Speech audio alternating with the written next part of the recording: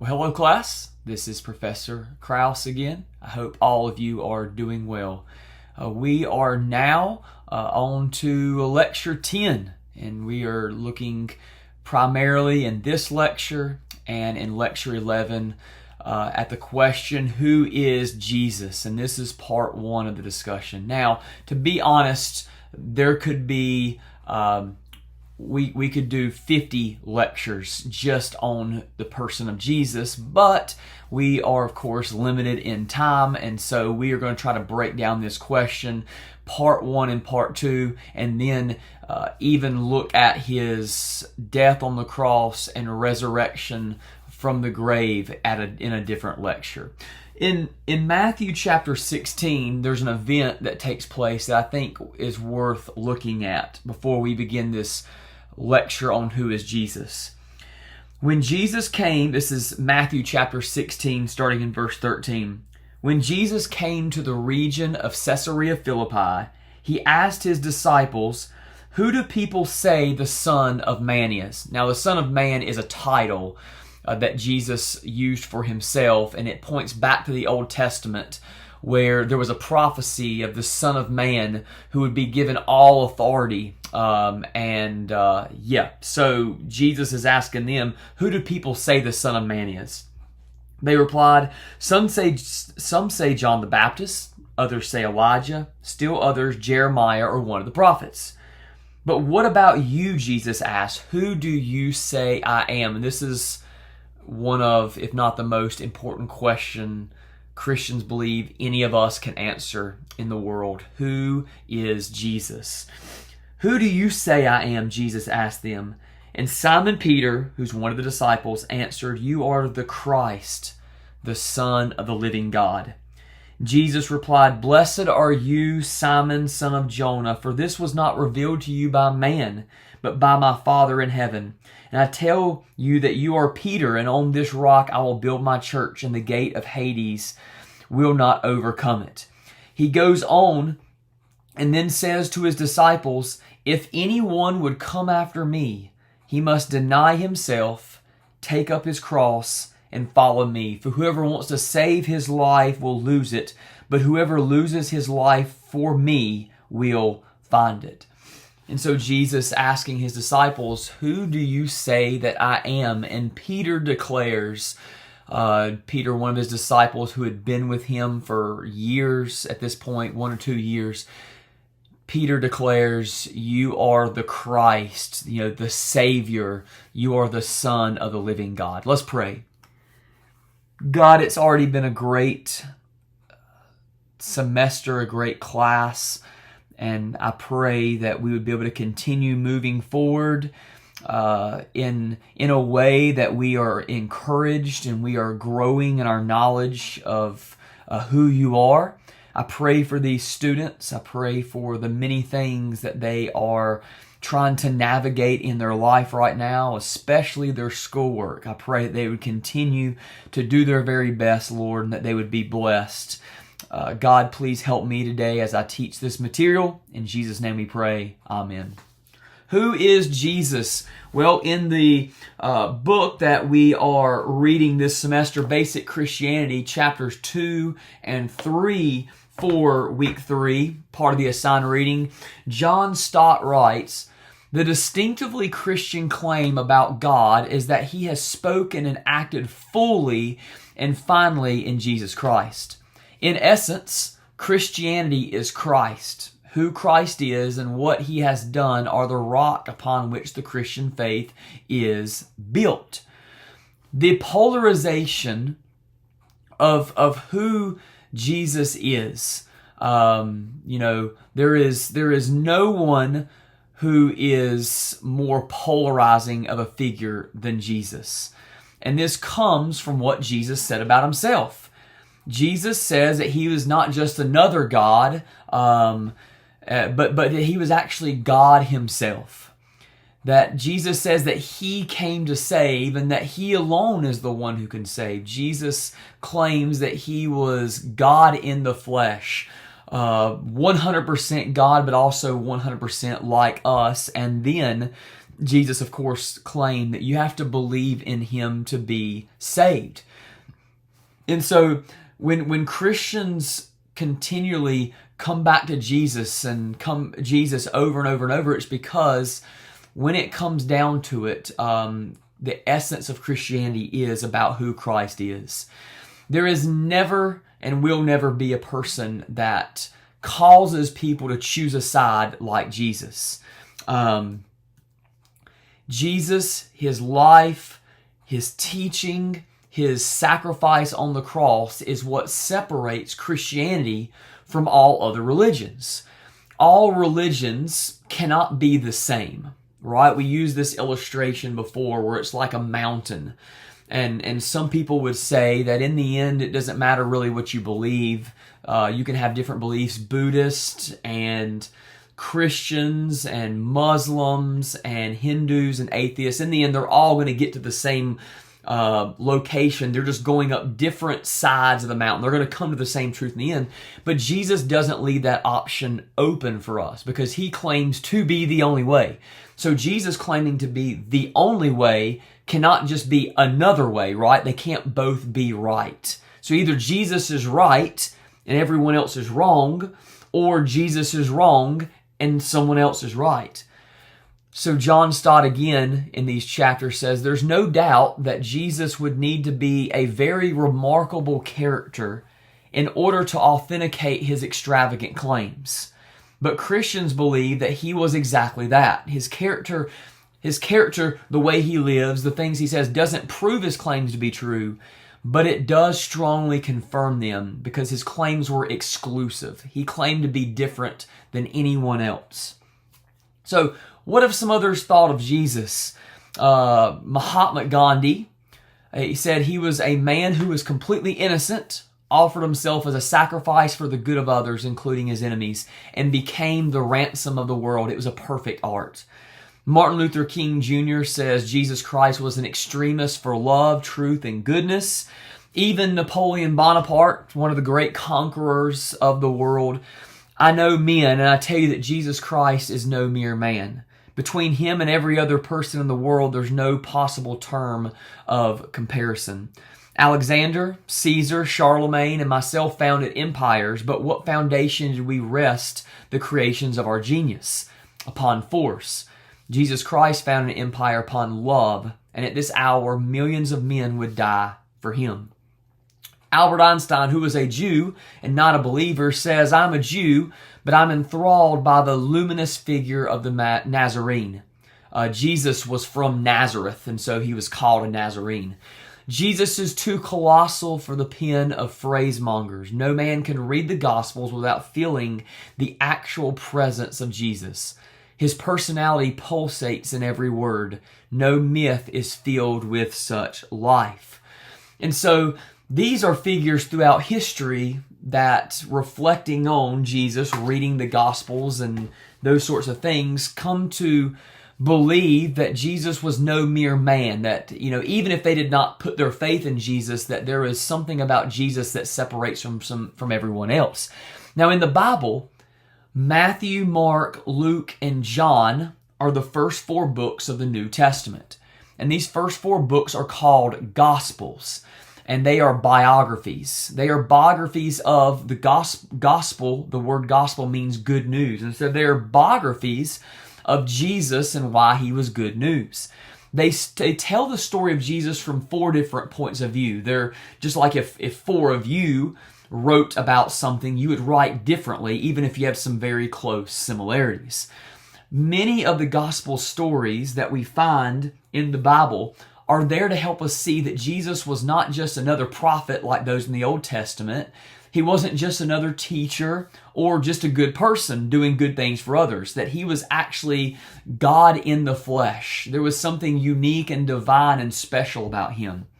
One author named Rebecca McLaughlin writes, time and time again, the Gospels record Jesus doing outrageous things only God can do, commanding the wind, forgiving sins, feeding multitudes, raising the dead.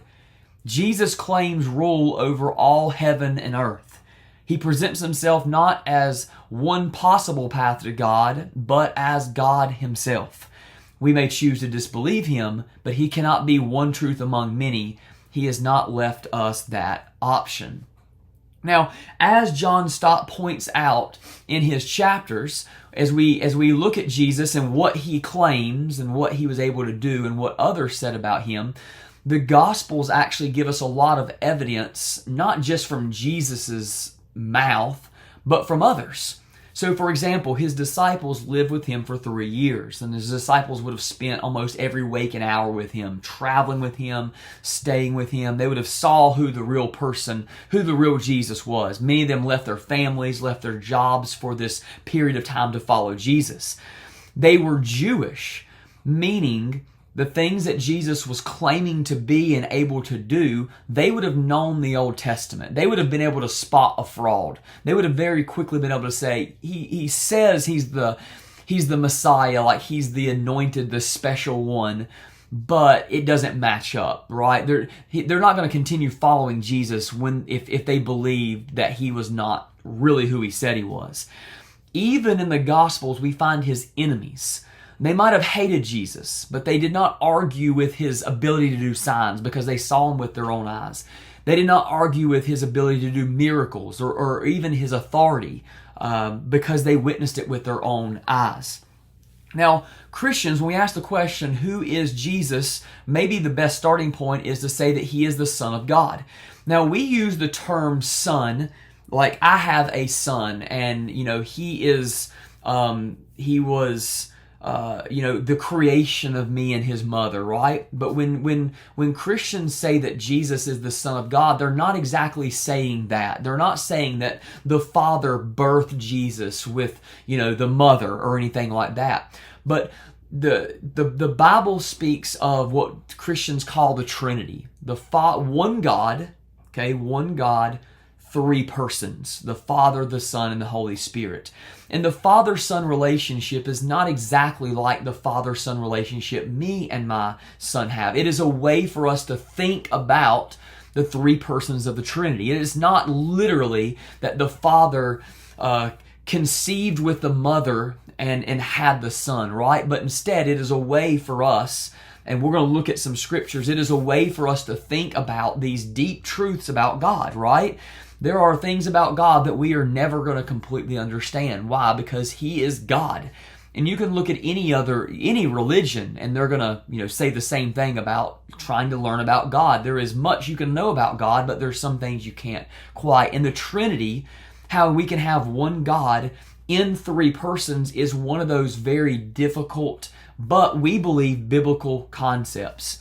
So that means Christians, this is going to be on your final exam, Christians do not believe that the Son was made or created, but that he has existed from all of eternity with the Father and the Spirit. So the Son is 100% equally God, just as the Father and Holy Spirit. They are the same in essence, same in nature, and yet when we read the Bible, we see them, although they are the same in essence and they are one God, there are different, we might say, roles or different ways that they act. So when you read, and these four passages are important, I'm not going to have you memorize them or quote them, but you need to know what these passages are about. Colossians 1, Philippians 2, Hebrews 1, and John 1 are the most important passages to teach us about who Jesus was as the Son of God, the Christ, the Savior. Colossians 1 focuses on how Jesus is the Lord of all creation. He came into the world as to be fully God, fully human, but because of what he did, because of his person and who he was, he has been exalted. He's the king. He's the ruler over all of creation, the heavens, the earth, all that. Philippians 2 teaches us about how Jesus, the Son of God, was willing to come from heaven to take on flesh and become like us as human beings and come into the world as a servant, And it's a very powerful passage, the idea that God himself, the creator of the universe and Almighty God, would come into our world like us in order to serve us. to give his life for us. Hebrews 1 talks about how that Jesus came just as prophecy said he would, and that he is literally upholding the entire universe even as we speak, that all things come together in him. And then John 1 is very unique. It mirrors Genesis 1. Genesis 1, of course, is the beginning of the Bible. In the beginning, God created the heavens and the earth, right? And it goes through all of creation. Well, John 1 begins by talking about how Jesus is God, was with God, but is God. He's fully God, and yet he came to be like us. So Jesus did not merely claim to be a God or like God in some way, but to literally be fully God in himself. And then throughout the centuries, there have been false teachings about Christ that were discussed and debated and declared to be untrue. And so these two, just to see, kind of understand who Jesus is, first is Arianism. And Arianism claimed that Jesus was divine, but he was not fully designed because he was created by the Father before creation. So there was a Father God who was the very beginning. He's eternal. He existed before everything else. He's always existed. But Arianism believes that while Jesus was divine, he was created by God to be like a God. So for Christians, we would say, no, that goes against what Scripture plainly says, that Jesus was not created or made, but that he is 100% God from the very beginning, Father, Son, Holy Spirit. And the thing is, if he was not fully God, then he could not fully save us. His life would not be a sacrifice that would save us. And so Christians dismiss that. Then there's, on the other side, there's Apollinarianism, that the Son of God was not fully human. So he was fully God. Jesus was God all the way through, but he was not fully like us. And so Jesus had a divine mind, but he did not have a human mind, because the Apollinarianism believed that anything human would be tainted with sin. And so for Jesus to have a human mind would be for him to be tainted with sin. And so to get around that, rather than just saying, well, God, that Jesus was without sin, they said Jesus was not even human. The struggle is, and what Christians believe, is that if you either deny Jesus' divinity or his humanity, not only do you go against Scripture, but you also you take away what makes Jesus Jesus. If you take away his divinity, then you deny his miracles and his ability to die for sins and to come back from the grave. If you take away his humanity, then then Jesus doesn't know what it's like to be like us. His sacrifice wouldn't really mean anything because he wasn't really like us. Because of sin, we need a sacrifice. We need someone to take our place. Someone who did not sin. We've all sinned. And Jesus claimed Jesus was God and human, so he could do both for us.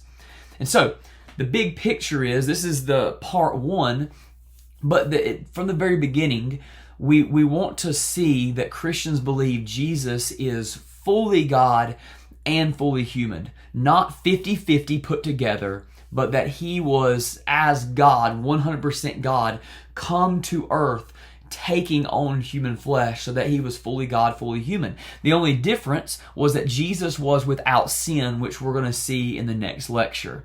Jesus was wholly without sin, fully without sin, whereas we are 100% human, but we have sinned.